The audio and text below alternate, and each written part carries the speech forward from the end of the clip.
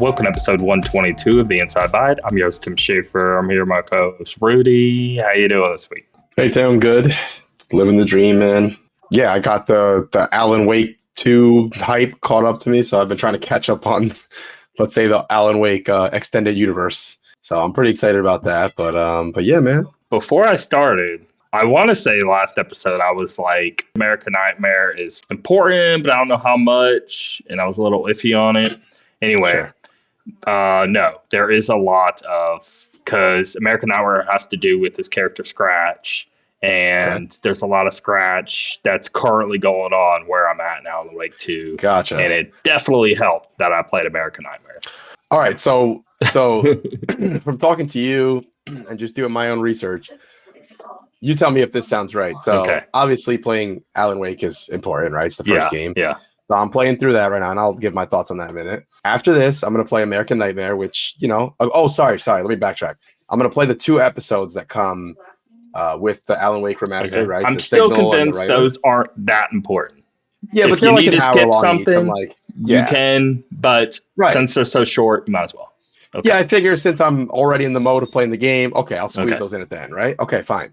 Then I'm going to play American Nightmare, especially now based on what you said. I'm going to definitely jump into that. And the good thing is I have that on Steam, so I'll be happy to play that on my Steam Deck, right? Then I'm going to play so I played Control, obviously, already. Yeah. I played the first DLC, which was a fine DLC, whatever. There is a lot. I was saying there was some Control. It's Control 2. I mean, it literally is. So just I need to definitely, when I played Control, even when playing it, I was still pretty confused about the story and everything. So I'm definitely going to go watch a recap of all that, right? Then after American Nightmare, I'm going to play the Control DLC, the second one, the Alan Wake one, right? Because it's supposed to apparently be very heavily related to Alan Wake, right? So I'm going to play that. And then I already played Quantum Break. I don't know how related that is, but I played that as well. And then I'm going to play Alan Wake 2. So that's the plan for now. And honestly, it won't take me that long. The actor from Alan Wake or from Quantum Break is in it. Gotcha. I am still very confident that they're going to make it to where, he was the same. He's the same guy, but because of the whole Quantum Break thing, right? You know how you got go into different dimensions? Mm-hmm. There has to be, that's how it connects. I mean, I'm sure that's going to happen. If it doesn't, it's not ending here. They are now even more pronouncedly saying they're all connected, even to the point of Max Payne. Now, that's really cool. Also, where I'm at right now, if people are playing it or have beaten it, I'm in the subway parts. There's a bit where you go into a bit of like city streets and you go down to a subway. It gets really spooky up in there. But in this subway, there's weirdly some Max Payne stuff and a lot of it. So Alex Casey, there is his name, but they can't use the name Max Payne because Rockstar bought Max Payne from them. Oh, yeah. But it is totally Max Payne. Not even slightly, not even funny. Hint, nod. It's just, even though they say Alex Casey, it is Max Payne. He is a cop, detective, whatever he was. It's the character. He's up in there. So, no, that's also a thing. So, it's all, anything they've done, they're just throwing it all into this. And pretty pronouncedly at that. They're not like hinting at an Easter egg in it. No, it actually is just somehow putting them all together into a game, and then here's the results of it all kind of scenario. I'm understanding this now being like 8-9 hours in. I'm like, oh, okay. I see what's happening here. So the only connection I haven't seen is the Quantum Break bits. But, I mean, it's literally the guy wearing pretty much the same outfit, acting the exact same. It has to be him. But I don't know. That's where they still haven't went enough in depth on, because I've only seen him twice so far in little small bits. But that's the only thing I'm curious on the Quantum Break. But everything else I've seen is very pronouncedly, obviously it's this. Yeah. No, I'm excited because Alan Wake, I'm more than halfway through. The 2 episodes will be done really quickly. The Control DLC, a few hours long. American Nightmare, a few hours long, and then I can jump into the actual game. Obviously, there's a really good video. I know you sent me the one with the guy talking about everything you need to know, which is the Alan Wake face 2. for Max Payne. So it's hilarious seeing Max Payne up this game. It's funny seeing Sam Lake talking and being him, and he looks really good because the graphics look great in this too. And yep. I'm like, oh, cool. Okay, Sam Lake, which is Max Payne, which isn't Max Payne because it's freaking Alex Casey or whatever. Which there has to be some reason on that name. That's just too. I'm curious on the Alex Casey. What is that like? Is it like maybe if you mix the letters, it's something else that references Max Payne? I don't know. There has to be something there, but either way, I'm all in. I think it's phenomenal. Yeah. I think this is one of the. Now this is like, damn, this isn't even like Zelda, Starfield, Alan Wake 2, or like top 3. I'm more into Alan Wake than I am even Mario, which I was blown away by Mario. Best 2D Mario in ages. But this Alan Wake 2 is hitting like, now we're having this conversation where Sam Lake is like Kojima levels of like, I can't wait, man. So fantastic in its art direction and the way they handle characters, and there's no one who does it like him. That's why I'm thinking Kojima is like any of Kojima's games. It's unlike anything we ever see from anybody else, and it's so uniquely him. And that's what's happening here with Sam Lake. And it makes me be like, man, Remedy is top dog now, and he's going to be now just talked about as one of the best developer minds. And I think this is just wrapping it all and convincing people of his greatness. Yeah, I found a really good video that's like Alan Wake, Control, whatever, everything, timeline explained, and it's like an hour and a half long. So I might, after I finish Alan Wake, American Nightmare, and the Control DLC, and then I'm ready to play Alan Wake 2, I might watch that whole thing. So yeah. But yeah, I'll talk more about anyway. Get to the which is hilarious because we're even going to go more into some Alan Wake stuff. So might as well. I guess we'll just sparge on Alan Wake here in the beginning and then get on to other stuff. Because Alan Wake 2, New Game Plus, with alternative narrative and nightmare difficulty was announced. So we got New Game Plus coming soon after launch, or maybe it's already out. It's titled New Game Plus coming after launch.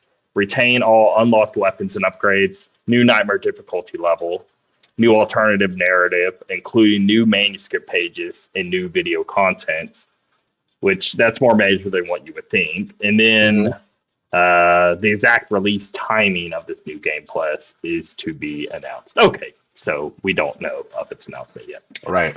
Okay. My biggest hurdle with this game has been its difficulty. I'm playing on normal, and I'm having a really, really hard time with it. And I don't notice anybody else talking about this. If anything, I'm hearing a lot of people say it's a little easy. So I'm wondering why I'm having such difficulty come with it. I guess I just suck. But it's all the dodge mechanic, I think, is really weird and not that good. And I just keep getting like one or two blows and I'm dead. And I keep dying a lot. And I don't know. Obviously I played Control and Quantum Break, and I thought Control had a similar feel where it's like you play on normal and it's still pretty challenging. But Alan Wake 1, I mean, obviously it's a pretty dated game, but I have to say, I'm not a huge fan of the gameplay. I love the idea of what you're doing in the gameplay, like the whole flashlight thing and everything. That's all cool. But the gameplay itself, it just feels so hard sometimes. You can't run away from the enemies enough. They always catch you. You try to do a little dodge and stuff. But yeah, I'm dying quite a bit in Alan Wake 1 as well. So I don't know. Yeah, compared 1 to 2, it's leaps and bounds better. This plays more like Resident Evil 2. It plays a lot like Resident Evil 2, actually, to where like even their heads, they'll be like shifting back and forth, and you can't get headshots good. And so that's why I use the flashlight, because just like in Alan Wake 1, you use the flashlight, you pop it, you shoot them in the weak spot. You can do that, or you can just get like headshots, but the headshots are really hard to pull off because of the way they weave in and out, just like they did with RE2. And it plays very similarly in a plethora of other reasons of like the inventory and all that. It's very Resident Evil in that approach, which they said this is more of a survival horror, where the last game was just more of like a action adventure kind of game. So it plays very differently. So I wouldn't worry about if you don't like the way it plays with 1. Two is very different in that regard.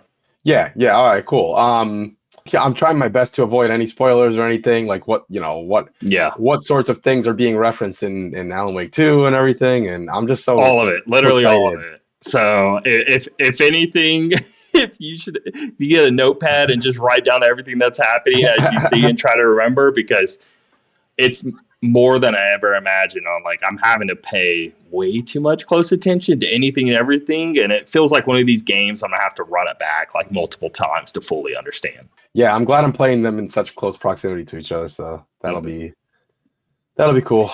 One more thing about all this. So Remedy provides update on Control 2, says Max Payne remakes are in production readiness stage. Just a few days after Alan Wake 2's release, the studio has provided some updates to some games in its development, including Control 2 and its remakes of Max Payne 1 and 2. In its latest earnings report for the third quarter of 2023, Remedy says Alan Wake 2 launched with great reception, laying the foundation for the future. Although with the game just having launched, it has nothing to share on the financial performance of the game. However, the studio says, we continue enhancing Alan Wake 2 with new updates and developing the 2 announced expansions to the game, adding that Alan Wake 2 marks the first of many great new game launches enabled by our multi-project model, which we have built over the years. Regarding these other games, Remedy has revealed that Condor, its competitive multiplayer game, has progressed from the proof of concept stage to a production readiness stage, stating that it has acquired valuable insights into developing service-based games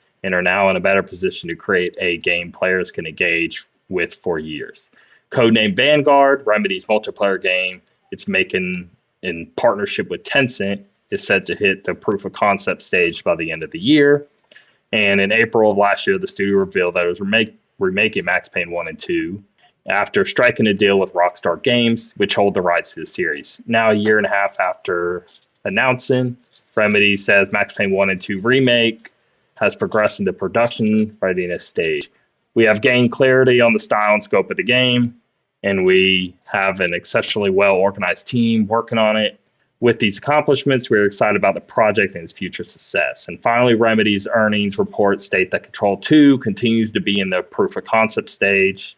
So, Control 2, I'm going to say, 3 or 4 years out at best, probably even longer than that. Looks like we got 2 multiplayer things going on, which I'm not going to put any faith into, because whatever happened with that Crossfire, which I don't know. It doesn't even feel like a game they made. I'm confused there. So should we just not have any faith and they're all on multiplayer just based off of that? Because that was pure trash. But yeah, that was not at good. The same time, I don't care how bad you are at making a multiplayer game or not. You just can't release something that bad. So it makes me believe they just didn't do anything at all with it. But it's hard to gauge, should I care about these other multiplayer projects or not? Whatever. But yeah, just know Control 2 is still, being worked on. It's in its beginning phases. We still have the Max Payne 1 and 2 coming, which is really, really cool. I'm assuming that's probably end of next year or early the year after that. And because I still never played those games. Me neither. I'd love to play them sometime. Yeah. But I just never, I don't know. I feel it would just be too out of date now. Yeah. But I don't know. Maybe I'm wrong about that. Maybe there's so many cool, great PC mods where it's totally playable and nice and all that. This has me very excited, though, because I don't know. Everything I'm hearing about Alan Wake, while trying to my best to avoid, I haven't even seen gameplay of it. I don't have no idea. Don't. I wouldn't even watch a trailer because there's things that they show.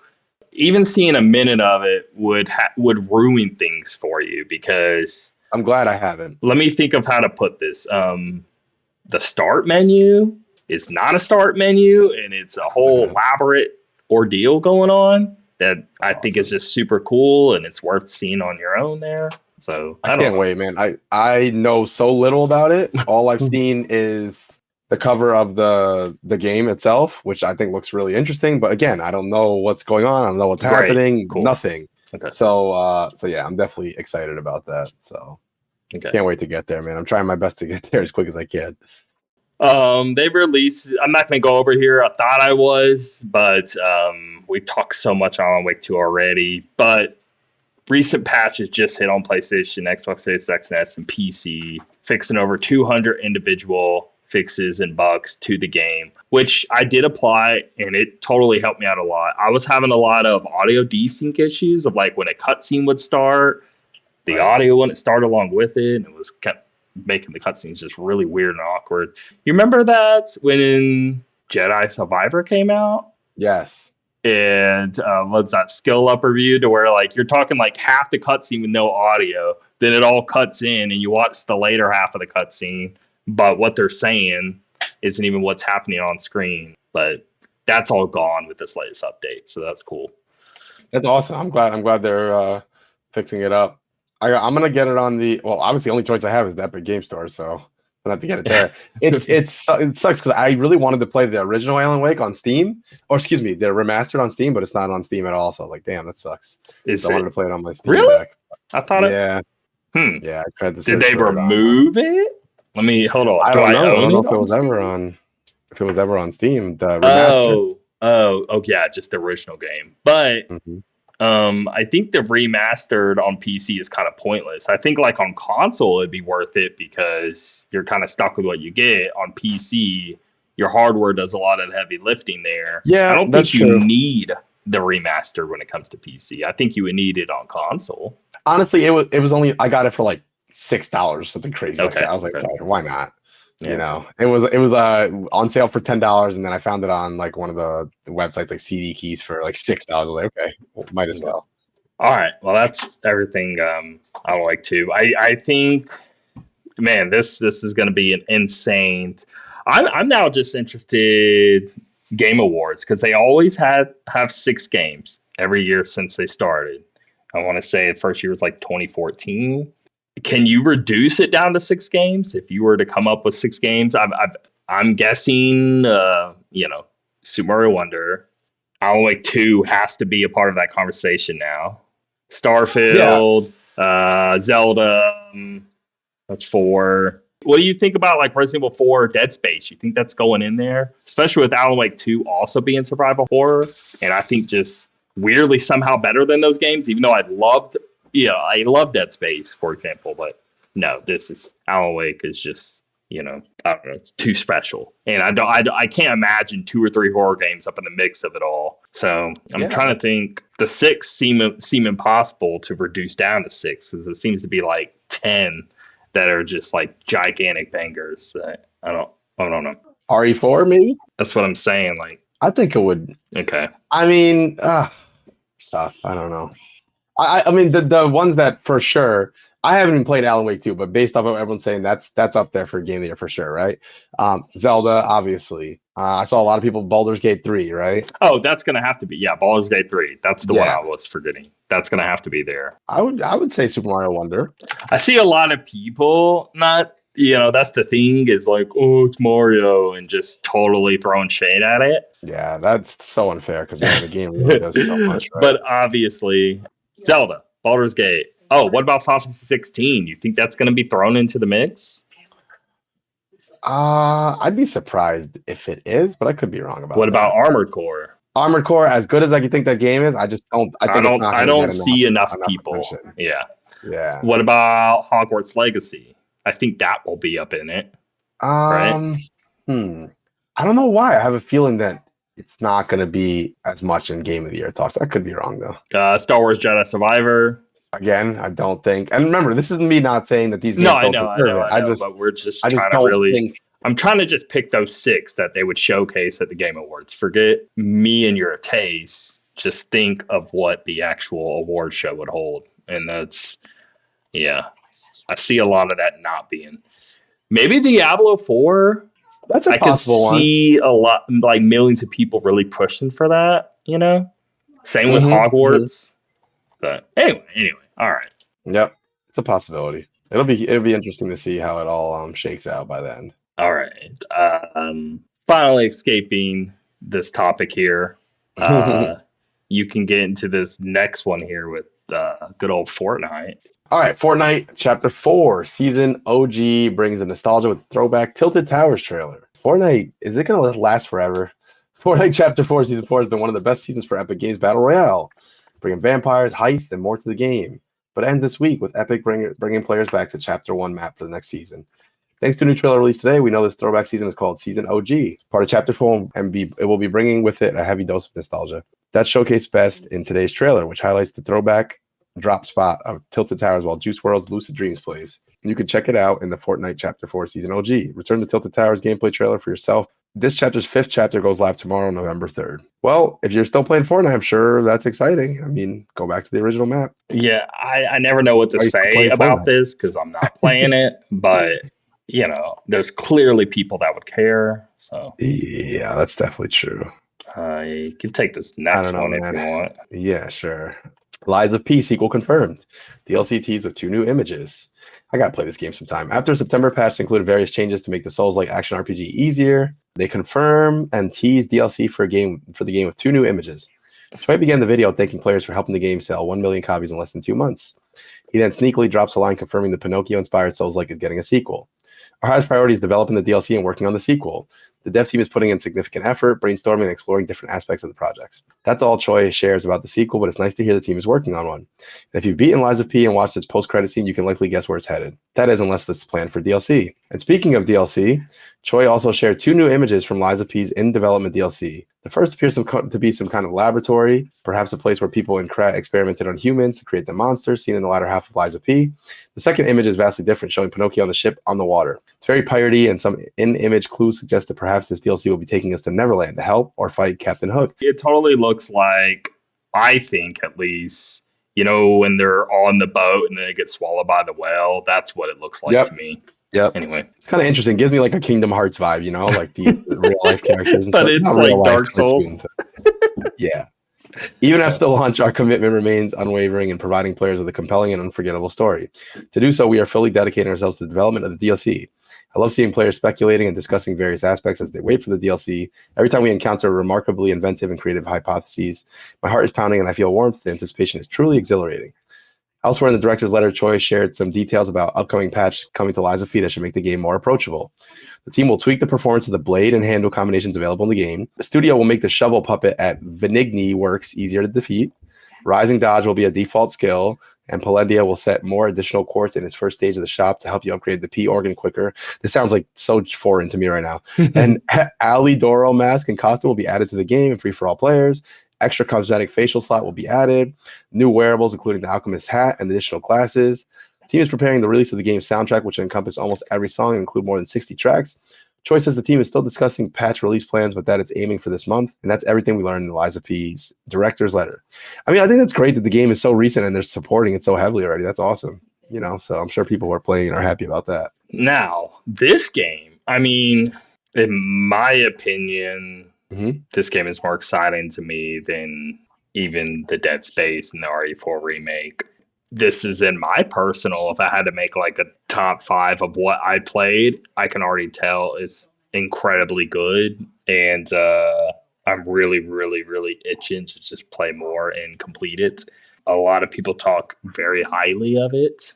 That's I think awesome. A lot of people were like weirded and kind of iffy on it at first because we keep getting, that like close but no cigar in terms of competing with From Software, but this seems to be the one to get the closest, if not just there.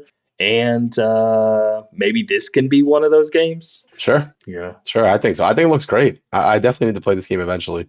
Just, again, too many games right now, but it does have my interest for sure. So next year, Sonic Dream Team is a new 3D action platformer hitting Apple Arcade next month. Sega's unveiled Sonic Dream Team, a new 3D action platformer, exclusively on Apple Arcade December 5th. With it launching on Apple Arcade, you'll need to be subscribed to the iOS-based gaming subscription service, which costs $6.99 a month.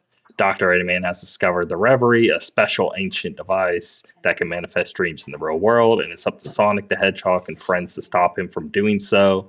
Players must navigate twisted dreamscapes, rescue your friends, and put a stop to Dr. Eggman's nightmarish dreams of world domination.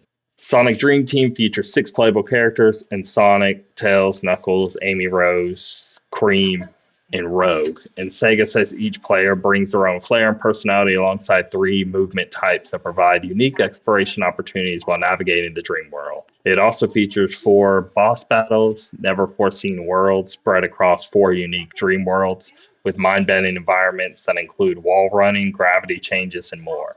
Plus, Sonic Dream Team can be played on iPhone, iPad, Mac, and Apple TV. Now, I wouldn't be even including this and expecting it to be trash, but I actually watched that trailer and it looked really good. Okay. I think it looks of just, let's say it was releasing on Switch a new 3D Sonic game. This is basically what it's looking like. Honestly, maybe even a little cleaner than that. Very cool. So I think Sonic's making a little resurgence. Yep. It seems. All right. This one's got me interested. Mario Kart 8 Deluxe's final booster course pass wave includes new tracks, racers, music player, and more. Nintendo's revealed that Mario Kart 8 Deluxe's booster course pass wave 6, the final wave of the DLC, goes live next week, November 9th. It includes 8 new courses, including fan favorites like Mario Kart's Wii's Rainbow Road. Ooh, that's good. 4 new racers, a new music player feature, and more. With it being the final wave of DLC, it brings the game's course count up to 96, which is double the 48 available in the base game. That's freaking ridiculous. Alongside today's release date and details, Nintendo's released a course overview trailer for the DLC. Wave 6 adds new cups to the game in the Acorn Cup and the Spiny Cup, which together add 8 more courses to the rotation. These courses come from Mario Kart games from the SNES, GameCube, Wii, Nintendo 3DS, and the mobile exclusive game Mario Kart Tour. Here's what to expect in each. Acorn Cup, Rome Avanti, don't know that one, that's from Mario Kart Tour. DK Mountain, great. Double Dash, Daisy Circuit from Wii, Piranha Plant Cove, new. Spiny Cup, Madrid Drive from Mario Kart Tour. Rosalina's Ice World from Mario Kart 7. Oh, I remember that one. Yeah, I like that track. From Super Mario Kart, yep. And Rainbow Road from Mario Kart Wii. That's a good one. Alongside these new courses, Wave 6 includes 4 new racers in Funky Kong, Diddy Kong, Pauline, and Peachette from Mario Kart Tour. Elsewhere in Wave 6, players will receive 16 additional Mii racing suits, with a bonus Daisy racing suit unlockable by scanning any Daisy amiibo. Plus, this final DLC adds a new music player feature to Mario Kart 8 Deluxe, which allows you to listen to music from each course starting November 9th. Mario Kart 8 Deluxe's Booster Course Pass Wave 6 is the final wave of the DLC. It goes live on November 9th. The entire Booster Course Pass can be purchased for $24.99. That's still wild to me. Yes. Or by becoming a Nintendo Switch Online Plus expansion pack subscriber. This has to be one of the best values in gaming ever. I mean, it's just wild. You get so much. Like this and Smash, they just like took it as far as they could possibly take it. You just can't do anything. What else more could they possibly do at that point, you know? And then eventually you're like, all right, I guess I don't know how you move on from this. The same with Smash. It's the same discussion of like, what is the next even supposed to be? I have no idea. The game literally has 96 tracks in it. I mean, my God. And how many characters? And it's just wild, man. Because it's not like it's like a story game of like you can release a new game and just, you know, add new campaign or new story, new plot, whatever. This is just like a multiplayer game. All the content you could ever want. How do you follow this up? I'm very, very, very confused on what they do. Freaking nuts. And I've been, so I've done everything in the game. You know, I've gotten 3 stars on everything. The only thing I haven't done, which I probably should have done as they were coming out, is I haven't done beating the Nintendo Ghost for all the new tracks in the time trials. Okay. I did it for all the originals. Didn't do it for these. So that could be a whole new challenge. 48 new tracks to get to beat the time trial on all the CCs. So yeah, the game, if you had just this game for like a whole year, you'd probably be content, honestly. There's just so much to do. So Pretty awesome, man. Great package. Yeah, and it's this is the end. It's like a little bittersweet here. I did catch up and finish all as well too. So after this, I don't know. Yeah. Imagine someone gets like a brand new Switch and someone buys you Mario Kart 8 Deluxe and Super Smash Bros. With all the DLC for both. I mean, my God. Hundreds of hours? Hundreds of hours. Yeah. Well, speaking of hundreds of hours, and then you just pop on what? Breath of the Wild and Tears of the Kingdom? Yeah, there you go. You're just set for life, I guess. Awesome, man. I mean, there's even Persona 5 Royal on the Switch. You could spend another 200 hours on that. Oh, another game I have to play today.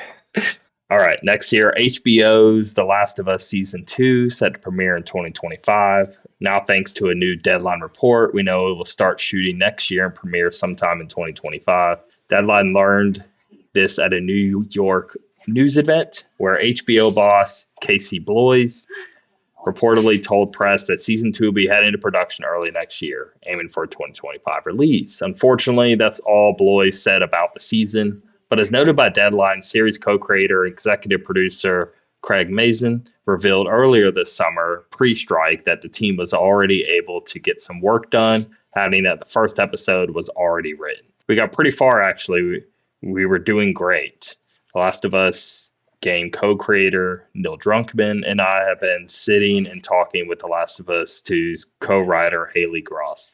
And Bo Shim, the new writer that was in our little tiny room with us, obviously not a mini room because we're greenlit proper, we're a real show, and because I hate that mini room stuff. Considering the first season of Last of Us covered the events of the first Last of Us game, including its Left Behind DLC, it's clear that season 2 of this show will dive into The Last of Us Part 2. There we go. I'm very excited. I can't wait to see how people react to the crazy stuff that happens in Part 2. Should be very interesting. Right. But at this point, the problem is, do you think most people just know let's say they didn't know anything about the game, they watched the show. Right. Do they know the biggest oh my gosh moment or no? Well, I think you have to consider a few things. Number one, are they someone who is a gamer already? Because if not, I don't think so. Let's say no, but yeah. Somebody could easily be a family member, a friend, or whatever who is that when they're talking about the show would easily then find out. That's where you're absolutely right. At. Like I'm thinking of my wife and a few friends I have who a few friends I work with that don't play the video game, and they seem to all have no clue about what's going on, whatever. But yes, that could totally very easily happen. They could easily just somehow ask. So hopefully people are good on our side and just don't tell them. Come on, why would you want to spoil it, right? You got to experience it, so. Now, I don't think that's climax or anything. There's far more important things that happen than that. So, yeah. Yep. All right. Yep. In terms of what we're watching, what we're playing, I already talked way too much on Alan Wake 2. Playing Super Mario Wonder still. I'm I can't remember. I want to say I just finished World 3 and then started World 4. But I've been so stuck on Alan Wake that I haven't played much of Mario. God, I'm so jealous. I want to be on Alan Wake 2 already, but I'm trying to do it the right way. I'm trying to, do everything the right way. Okay, yeah. So you're, decent dent in the game. So the only other thing I did was I played Star Ocean, not the demo. The actual game came out, and so I'm working my way through the progress I already did in the demo. But I'm playing on a different platform, so I'm starting over again. Speaking of which, its Metacritic is pretty great, 87. I'm seeing a lot of people be like, dang, somehow this is just another banger. Right. And I have been saying this since day one. So I'm not a poser, okay? I'm not. I'm real. This is the best in the series, easily. And I'm happy that a lot of people, because they're reviewing this game dropping, are realizing just how good this is. And I love the style and approach of this because the previous ones were okay, they're Super Nintendo games. Let's glow them up and do an HD 2D thing, right? This isn't that. This is the PS1, we have 3D assets, but we're doing a similar idea, but because it's a 3D game, it's all new, building textures and grass and all of that, environments, building stuff. But then the characters are these pixel art 2D things, but somehow made into 3D. I don't know. It's really trippy looking and super cool and stylish. And I think I think this is the coolest HD old school JRPG one to date of any of these games in this similar style. I think this is the highlights of them. And maybe it's just because they're pulling from a PS1 and not from SNES at its core. But man, is this game beautiful. Super Mario Land, was it? On Game Boy? Yeah. Is there anything more Alan Wake worth mentioning? Because when I was first bringing up, you're like, well, I did want to. It sounded like you were wanting to say something more on it. No, I was going to say. I just mentioned real quick. I'm playing Remastered, right? And it's sort of like a weird feeling. I know this happens to me sometimes when I'm playing an old game, trying to get to the next game. No matter how good or how bad the first game is, sometimes I'll just be like, okay, am I close to the end? You know, like that sort of thing happens. I'm enjoying the story so far. I think it's very interesting. It looks like it's a game that was kind of ahead of its time back when it came out, you know? Yeah. The gameplay is kind of frustrating to me at times. Like, for example, I'll hold shift to run. He gets tired after like 5 seconds, and then he's no longer running. Yeah. He's kind of like strutting along. Then the enemies, right? You know, you press shift to try to dodge, and sometimes it works, and other times they get you and they kill you.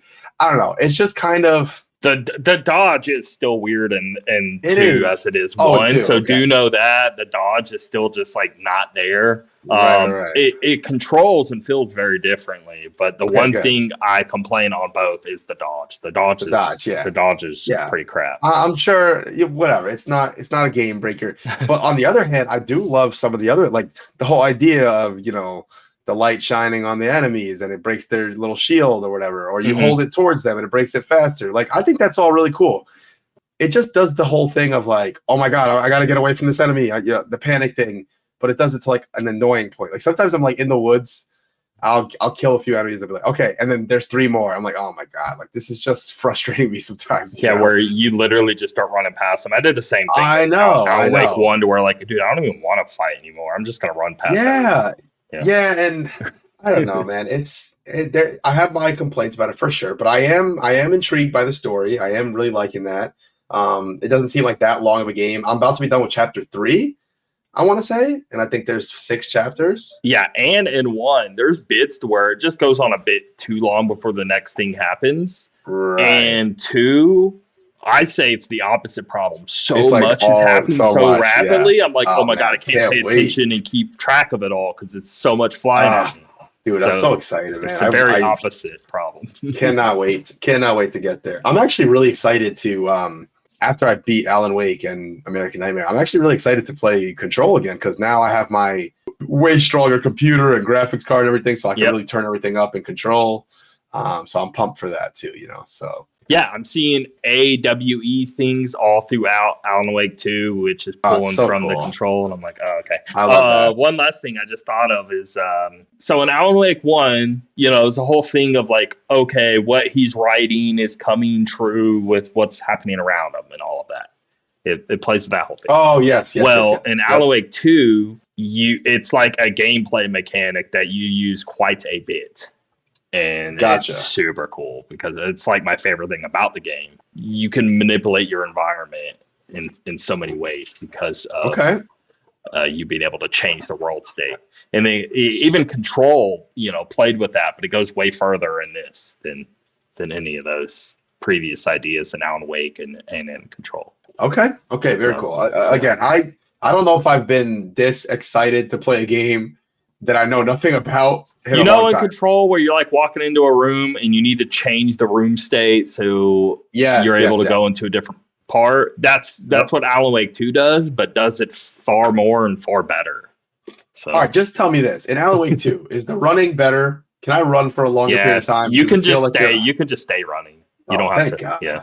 That was so freaking annoying. Like the enemies will be right behind me, and I'll just start moving so slow. Like, oh my God! Now, when you're damaged, no. When you get damaged a lot, then you're real slow until you heal back up. Otherwise, you can just continuously sprint. So I don't remember the last time that I'm gonna buy a new game that I have not even seen gameplay for. So I'm pretty pumped. Spider-Man. I mean, what's going on with that with you? I still don't want to buy it. I'm clearly occupied. Right. So right. Of course. I have it on there. Honestly, I have just been playing because my son is obsessed with Spider-Man. He has to play here and there. I'm not that far at all. So far, it's good. I like it. It's not blowing me away or anything, you know. But is this going to be one in this Game Awards? I mean, if I had to put a guess on it right now, I'd say no. But that doesn't mean I think which is really weird. Any other year, totally would. But it's hard to say it's better than a Baldur's Gate or better than 2 years. It's kind of hard to Yeah, I think that the game is really good so far, but it's just not in the time I've played, it hasn't done anything that I'm like, wow, that's crazy. I'm totally guessing. Obviously, I don't actually know. Yeah, of course, of course. Yeah. But I'm also not that far. I'm only like 2 hours into the game. We've played a little here and there. So I'll definitely get more into that as we go. But I wanted to throw it on there just to mention it. So. All right, let's get a new game watch, and we'll get out of here. All right. Call of Duty Modern Warfare 3 apparently got a 4. Apparently got a 4 from IGN. I thought that was hilarious. Yeah, okay. Which sparks this whole debate on multiple things, right? Okay, IGN, why are we taking reviews so seriously? Blah, blah, blah. That kind of conversation happens every time in reviews. No one's taking it seriously, okay? We're just pointing at something and being like, okay, clearly they played it and they have a really low viewpoint of it. And that's pretty interesting. Now, the bigger, more important conversation out of this is the fact of what are people expecting out of Call of Duty campaigns?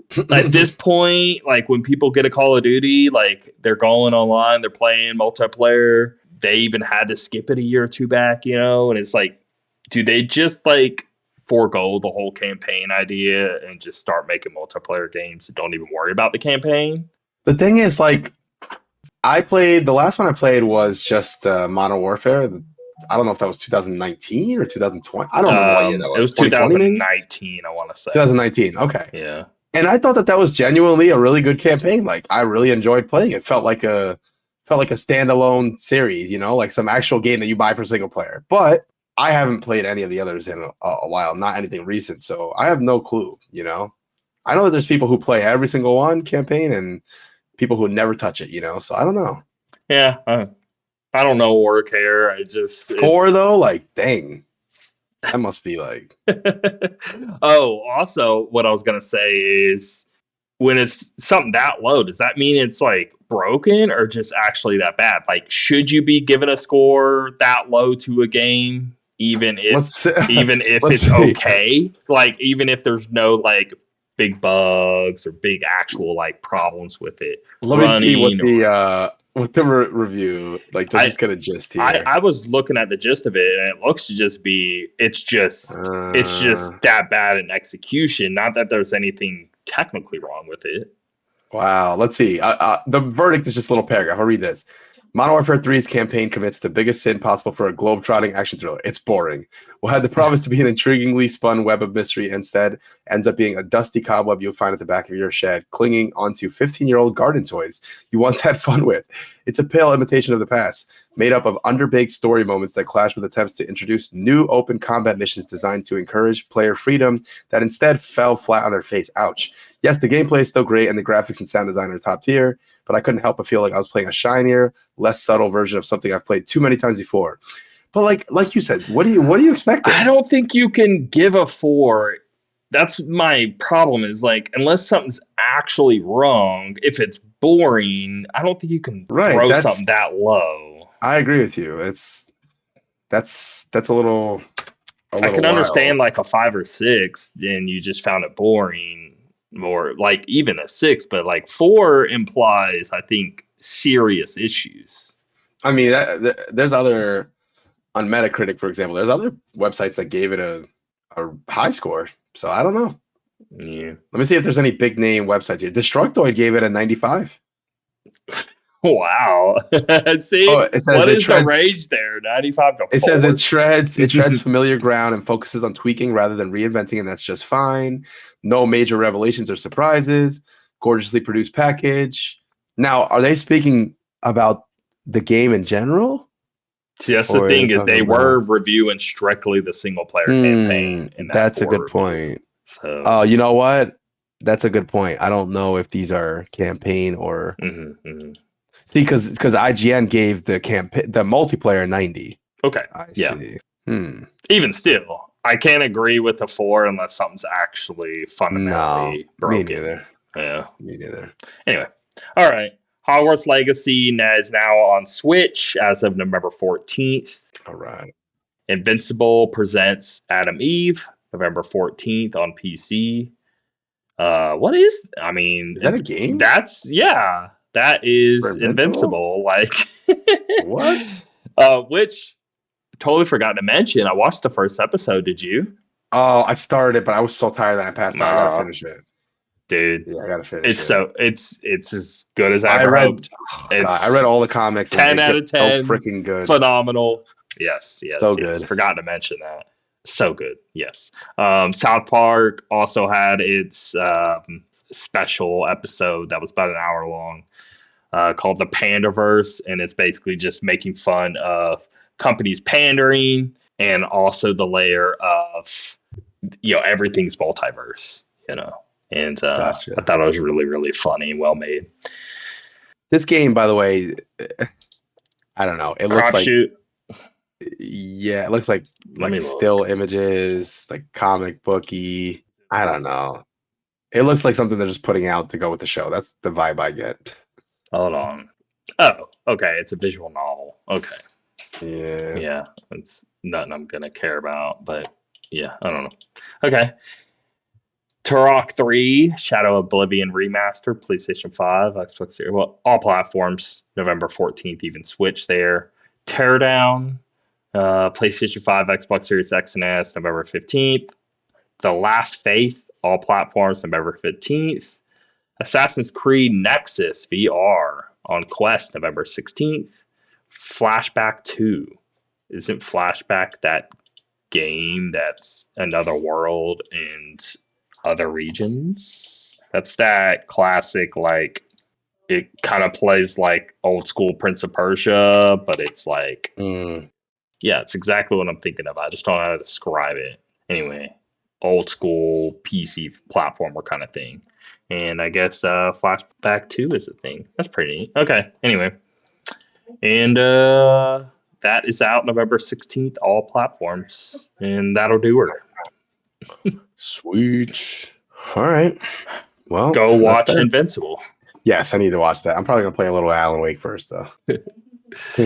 Yeah, now you're just in this rush of finishing it. But you should the first one, at least. I mean, I don't know. It's hard to say, like, hey, should you just watch a summary if you haven't played it? Should you play it? I think you should, just because, if you watch a summary, like, it's like 20 minutes. Well, when you actually play the game, even if it was nothing but the cutscenes, you're still talking like 2 or 3 hours. Yeah, it's not that bad. In terms of just purely what you'd watch. So you're still missing a lot of context if you just watch a summary, regardless how good the summary is, unless you're talking like a 3-hour summary or something, you know what I mean? So it's like, it's kind of hard to really, I guess, just play the game.